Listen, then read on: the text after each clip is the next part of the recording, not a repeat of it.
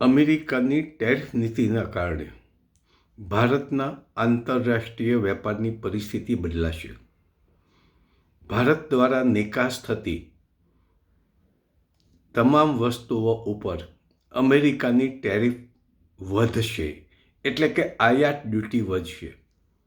પરિણામે ભારતની વસ્તુ અમેરિકામાં મોંઘી પણ પડે અને ભારતની નિકાસ ઉપર ફટકો પણ પડશે.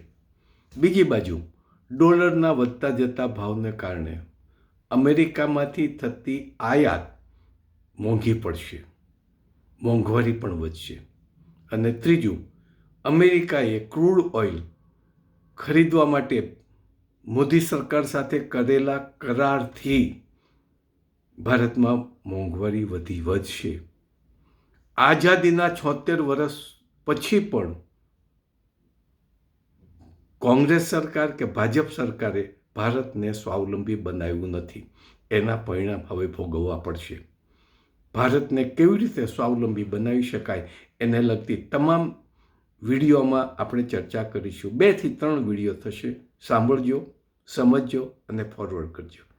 આભાર. જય હિન્દ.